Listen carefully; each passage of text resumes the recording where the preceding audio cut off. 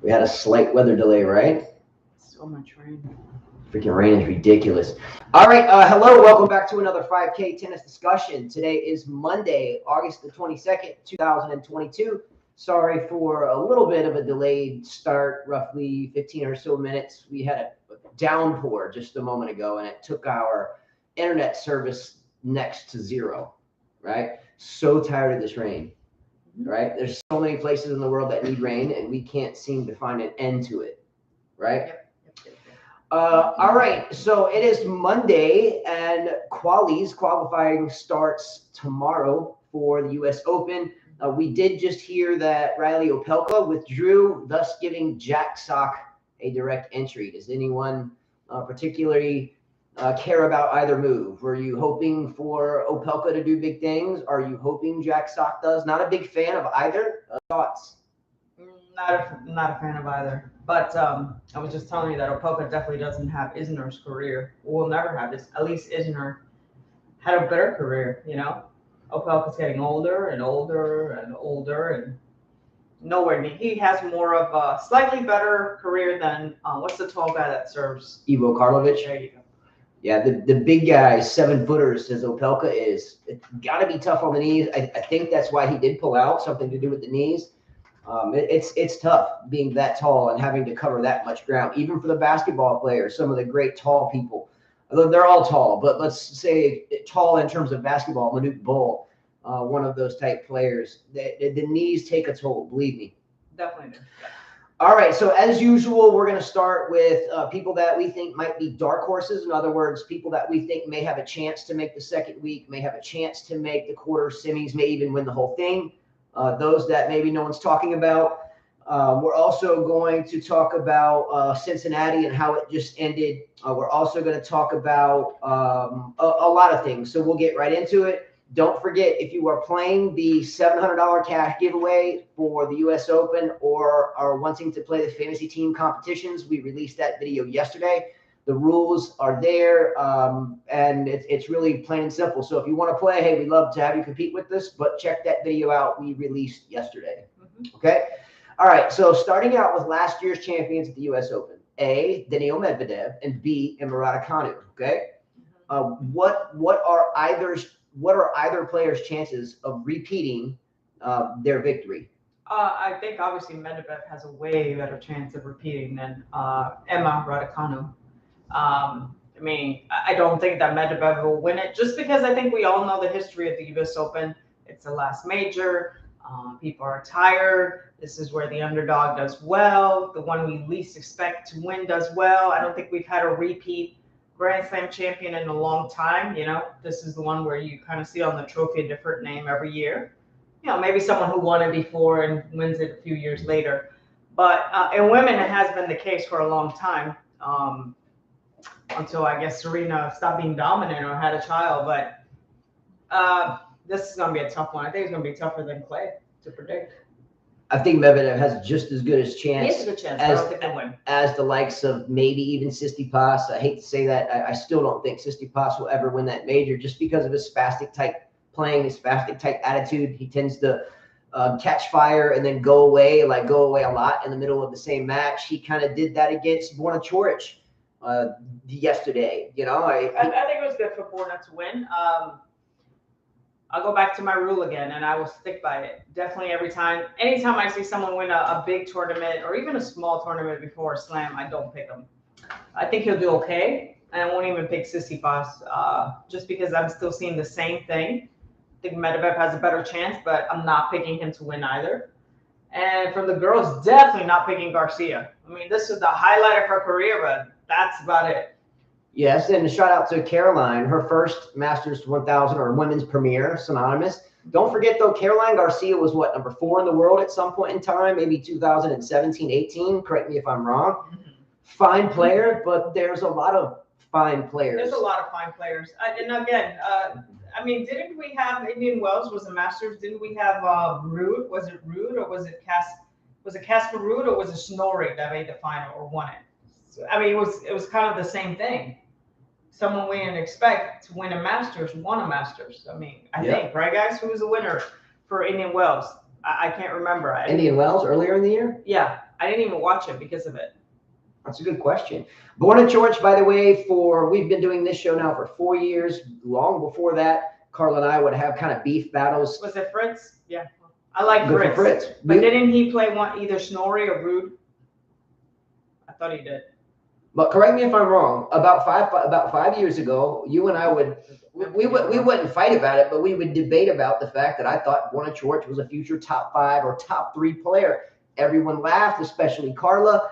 I'm not saying because he's just won a Masters 1000 that he's the next best thing. However, before the next gen cheesy stuff began, I was talking about Borna Coric. So here he is. He's been injury plagued. By the way, stat of the day here: Borna Coric has a winning record head-to-head against Tsitsipas, Medvedev, Kyrgios, and yes, Rafa Nadal. Okay, he's had a lot of injuries. He's a baller. He has variety. He's good at slowing the game down as well. He is good at playing fast. He works his towel a lot when he wants to buy a little bit of extra time. He's tactical. He's strategic. He can hit all the shots.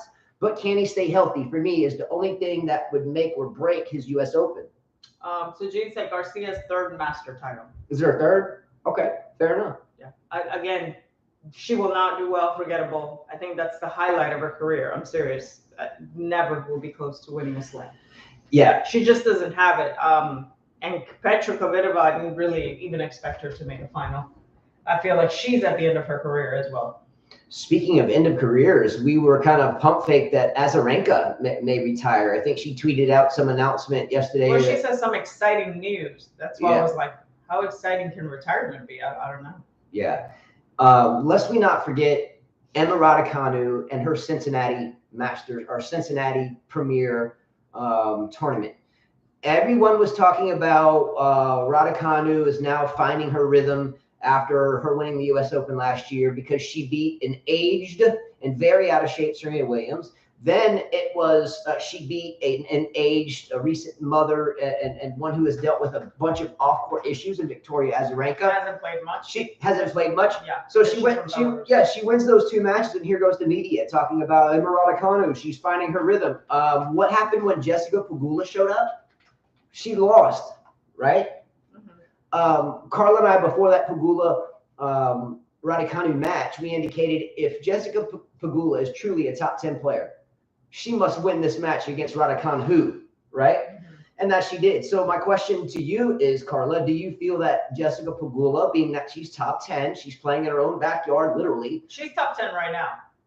She's definitely top 10 right now. Would she have been top 10 during Steffi Graf's era, Serena, Capriati, Henin, Clijsters? No, she wouldn't be top 10. But she's top 10 in this type of tennis right now. Yes, absolutely. The type of tennis we're seeing with a very non-dominant number 1 and, just seeing a lot of players, Sakari kind of disappear, Sabalenka, same thing. We've seen a lot of the older players getting ready to retire. Yeah, she's definitely a top 10. Absolutely. You mentioned Sakari. For me to see Maria Sakari, I'm sorry. Sakari, you say that, and I have to take a step back. It's almost embarrassing for me to think of Maria Sakkari as top 3 in the world. I'm going to read the women's. I'm going to read the women's top 20, the current rankings, WTA top 20, and I want to know if anyone thinks that any of these women in the top 20 are guaranteed to win the U.S. Open. It's totally opposite on the men's side. So women's top 20, real quick. Swiatek, Kontaveit, Sakari, Badosa, Jabeur, Sabalenka, Halep, Pegula, Muguruza, Kasatkina, Raducanu, Gauff, Bencic, Fernandez, Haddad Maia, Ostapenko, Garcia, Kudermetova, Collins, and Madison Keys. Well, if I'm looking at this, I have to agree with Swiatek being 1. Agreed. Kontaveit, no. She needs to disappear from that list. Sakari should be out of the top 20. Badosa is now struggling, obviously because people are figuring out her game. And so she's like your typical top 20 player. Jabeur should be there. She fights. Sabalenka should be out of the top 20. Someone without a serve should never be in that category. Halep should be there. Yeah. Past champion. Pegula should be there. Muguruza, she doesn't deserve to be in the top 20 this year. She's just had a terrible year. Kasatkina has been pretty consistent. Radicanu deserves to be in the top 50, in my opinion. Gauff has been very consistent, so deserves to be in the top 10. Bencic, top 20. Fernandez, top 20. Haddad Mai, that's laughable. Ostapenko out of the 20. Garcia definitely out of the 20. Kudermetova definitely out of 20. Collins hasn't done jack shit, so I don't know why she's on this list. And Keys, for the hardcourt season, should be in the top 20. Yeah. So I think that they should maybe put Pliskova, who's had a terrible year, in the top 20. Kvitova should be in the top 20. There's a lot of girls that don't deserve to be in there. The name she just said, Pliskova, is a fantasy team alert. If you are playing the fantasy teams competition, you know that Pliskova is not in the top 20. That is a potential very good 2-point pick. So that's a knowledge drop right there. How Annette Kontaveit is number 2. That's shocking to me. She's a great player. Believe it, I pick her all the time, or used to when she was outside of the top 20 on our fantasy teams. But because she's a 1-point player now, I'm just not willing to risk that in the tournament. She could very well win it. She could, but I think it's highly unlikely. Iga Swiatek, even at the number 1 spot, well deserved, but I think the hard court surface is mixed with the ball. She has been complaining about the weight of the ball since hard court season began.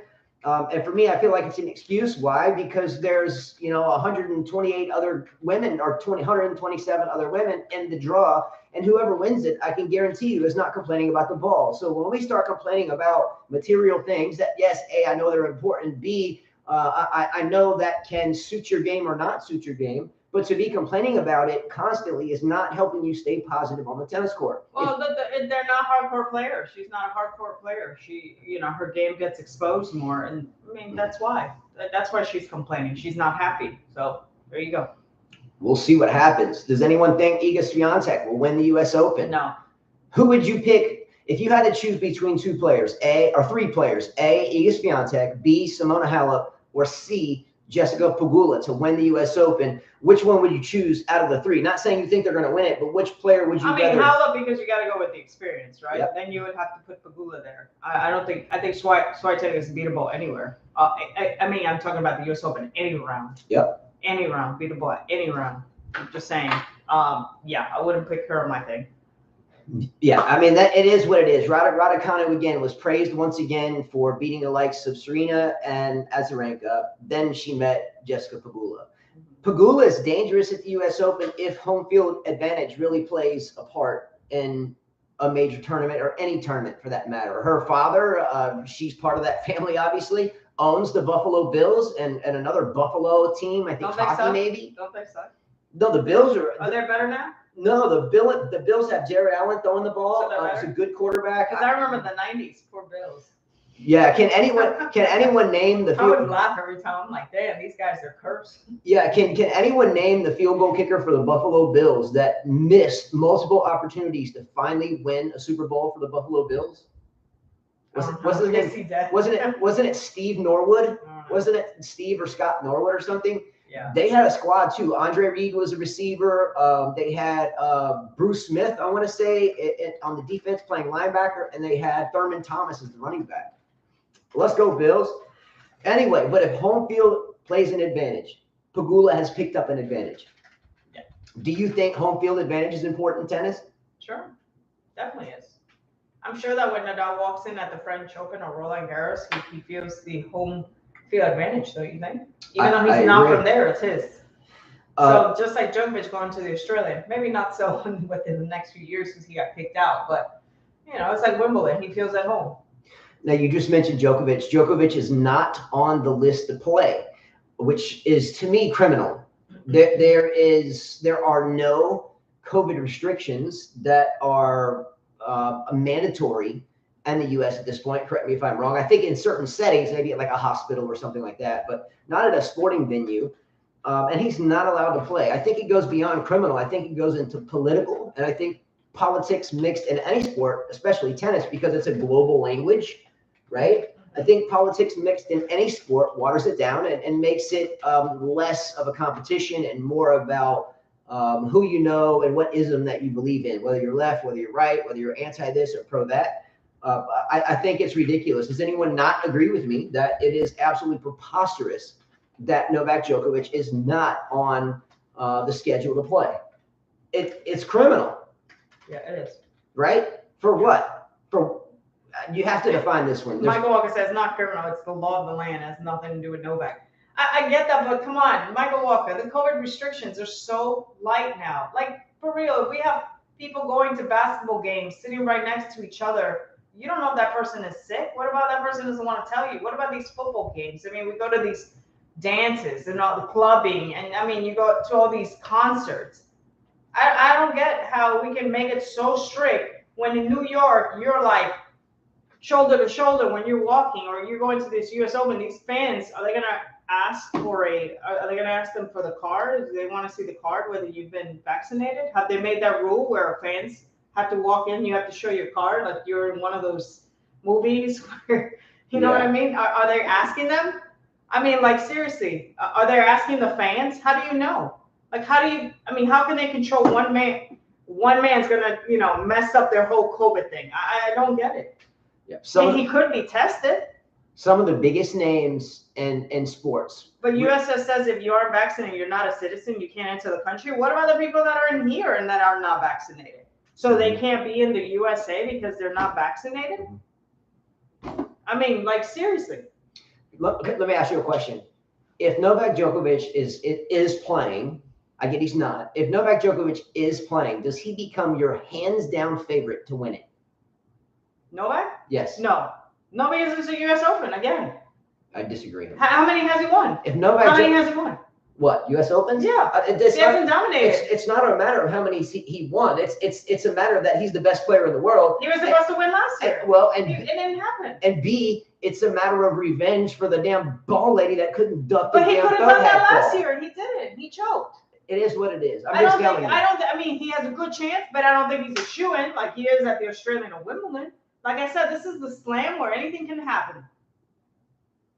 It's not a guarantee. It's not a shoo-in to win. I respect your opinion. I really, really do. But Justin, otherwise we would see Novak on the trophy, and we don't. For a reason. There's a reason. This is called the U.S. Open. This is in New York. It's for a reason. Yeah. He's not as comfortable as he is on the other surfaces. I couldn't disagree more. Okay. Could not disagree any more than that. Djokovic is by far the best player in the world, hands down. I am not disagreeing with you, but I think the U.S. Open I don't disagree with that, but I think this is a slam where the underdog has a chance. Why? Because you got the rowdy New Yorkers, you just at the time that you're playing, it's a different, I don't know, it's a different feeling, I guess. I don't know. Disagree. And we can agree to disagree. I mean, it doesn't matter that we're disagreeing or agreeing because he can't play right now. Exactly. Well said. Djokovic, though, in my opinion, if he's playing the U.S. Open, which again, alas, he is not, he wins the U.S. Open hands down. I don't see anyone that's going to stand in his way. I don't want to hear Alcaraz. I don't want to hear Tsitsipas or whatever. Anyway, it's a new point that he's not playing. I don't think Alcaraz is going to win it anyways. I don't either. I don't think he's ready to win a slam. Like Michael Walker's like, Alcaraz, no, he's not going to win a slam this year. He's not ready. He's still looking at daddy in the camp, making sure that he's doing the right thing. And if you're looking at your daddy, which is your coach, then you have a problem. You should be a man and not look up at your camp if you're that confident. You know what I mean? He's not ready for that yet. Tsitsipas is definitely not ready for it. Nick Kyrgios, you guys are all dreaming if he's going to win the U.S. Open. No way. Look, no one's saying Kyrgios is going to win the U.S. Open. He just hasn't. He has as good a chance as anybody else if he can keep his sportsmanship in check. Mm-hmm. He's got the serve to do it. He's got the loose game to do it. You can give him a lot of checks for the pro. His con is going to be court conduct. Can he stay glued together? I don't even think it's court conduct. It's can his body. That I don't think has anything to do with court conduct. You can be a bad boy in New York and get away with it. It has to do can his body keep up with playing. I was telling Justin, thinking about it, guys playing 3 out of 5 sets is really tough. Would I want to do it? Hell no. I think I'd be bored by the time I get to the 7th match playing 3 out of 5, 3 out of 5. Imagine you play 5-setter, 5-setter, 5-setter. Eventually your body is tired by the time you get to the final. So very tough, and I don't think someone like Nick Kyrgios with his body type can do it. The same reasons why the same reasons what you were saying why it's tough, the best of 5, right, over a 2-week period, are the same reasons why I'm telling you, and you're basically agreeing with me, that's the reason why Novak Djokovic would be the odds-on favorite. Djokovic could play a 5-set match every other day for 3 months, whereas everyone else is going to be limping a bit. That's what makes him better than everybody else, regardless of how he's done at the U.S. Open at this point right now. Mm-hmm. He is very flexible. He can roll with the blows, and his body can stay there, whereas most people's bodies cannot. Yeah, unfortunately, he's not going to be able to play. Or maybe he will. I don't know. We will find out. I guess the more news pops up as it goes. Someone asked, what about Fritz? I mean, personally, I'm going to pick Fritz just because I'm American and I want to see an American win. I could pick Nadal, but I'm going to go for Fritz. You know my pick already. No matter what, I'm going to stick to that. I'm going to pick 2 American players this year to win it. Oh, who are those players? Just I'm deciding on the women's. Maybe Keys. I don't know. I felt like she was robbed from. She robbed herself, not robbed. She had that slam. That should have been her slam. Sloane Stephens had. She should have beat Sloane Stephens. Sloane Stephens had something. She let nerves. She let nerves, and she didn't play. She was non-existent on that match. You know that Carla and I tell students, and you can agree with this or not. We tell students, especially the girls, prior to our junior students playing tournaments, that hey, if you're really good friends with your opponent, don't sit down before the match and talk to them, be buddy and talk about what they're doing that night. Stay business oriented, and after the match, okay, go back and being the best of friends. I feel like when Sloane Stephens played Madison Keys in that U.S. Open, she was too friendly about it. Mm-hmm. She was continued to say how good of friends they were and blah blah blah blah. Sloane Stephens was just kind of your run of the mill type attitude at that point, just rolling with it. And Sloane Stephens capitalized on that. You're not trying to get super friendly with your opponents before you play them. I'm not saying don't be friendly, but stick to the game plan. Stick with your team. Stick to the game. Stick to your tactics. Stay on the practice court. Get in there, handle your business, and go back and debrief. Madison Keys, for that major, yes, you're right. It should have been hers, but it wasn't. And I do blame a lot of that prior to the match. Huggy, giddy, I love you type stuff. I don't think that helped. Mm-hmm. Right? And if anyone remembers the run up to that match, there was a whole lot of that, especially from the Keys camp. All right. So Carla and I were talking yesterday when we were jotting down some information for today that there was a handful of players that we never gave praise to ever. And we paid a lot of price for it in terms of we lost subscribers. Not that, it's a huge thing. We've gotten, trash mail, hate mail, and blah, blah, blah, blah. No, I don't get hate mail anymore. That's because Novak. I haven't gotten one in a while because Novak just is not playing. That's why. Okay, so here's some of the players that we caught grief about when they were hot for a moment in time. We said, hold your thoughts. That's bullshit. And here we are today. Number 1 on the list is Emma Radicanu. Radicanu, after she won the U.S. Open, we laughed about it, made videos about it, trash talked about it, smack talk about it. Where are we at? We reignited her glory by her beating an aged Serena or an aged Azarenka, and they got thumped by Pegula at Cincinnati. B, Holger Rune. C, Brooksby. D, Jack Draper. All of these are players that had, a good result here, showed a lot of emotion in one match, beat a top 10 player, whatever it may be. And we're like, oh, this is the next best thing since sliced bread. We call bullshit on it.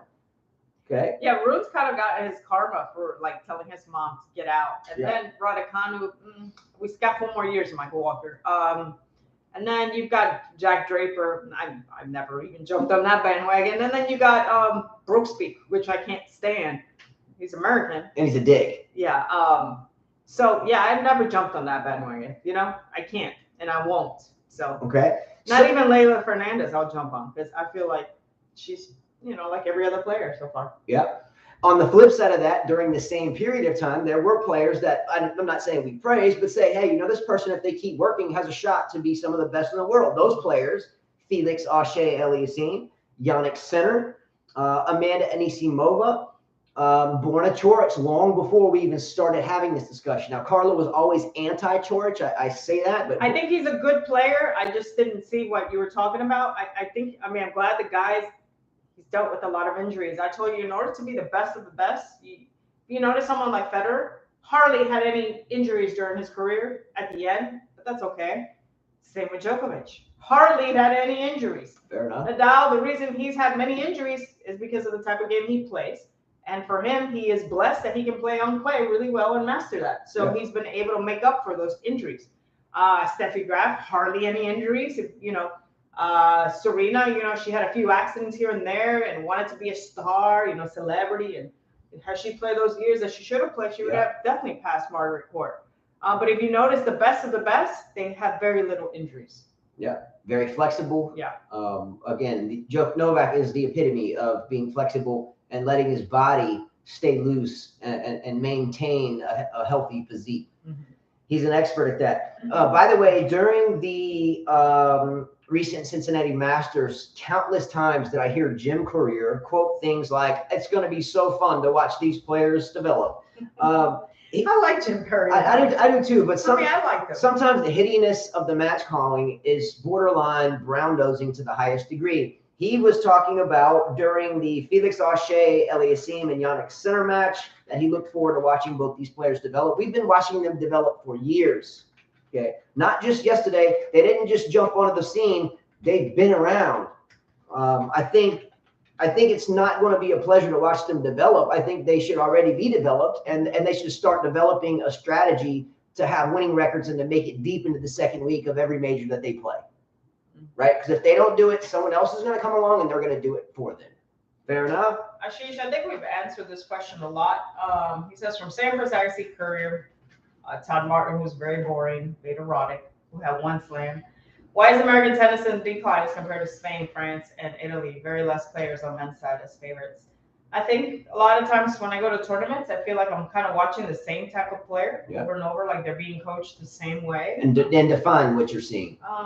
On the same big loopy forehand, big loopy serves. Like the serves are not compact enough. I feel like the backhands are very loopy.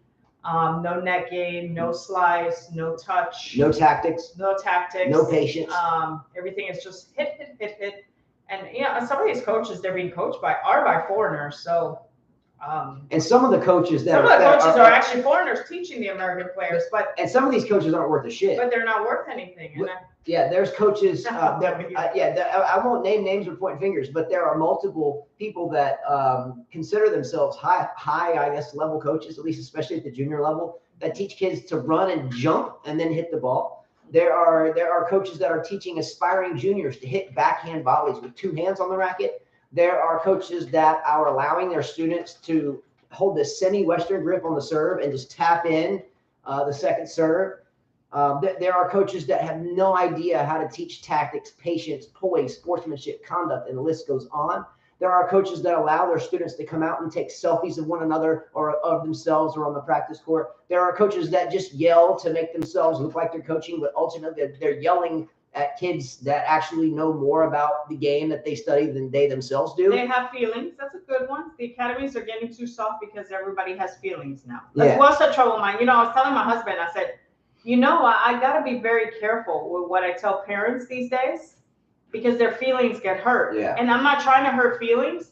And actually, I'm just stating something, and it's not supposed to hurt anybody's feelings. But I feel like if I say something, someone might say you're not cushioned enough, or my daughter does not what she wants to do, or my son does not. You have to almost be careful what you say. You want to see your student improve, but you can't even push them to improve because you feel like you're maybe like stepping on the parents' toes or offending them. Sometimes I'm like, I don't even want to deal with this. Yeah, and ultimately, if your player or student plays like shit, tell them you played like shit. Yeah, and that's how we approach it. But they get all mad about it. They get mad about it. So what do you want? I'm deciding I'm not going to say anything. I'll say it to my kids, and then if I see a parents like me, there's a couple that are, and I'll say it, but.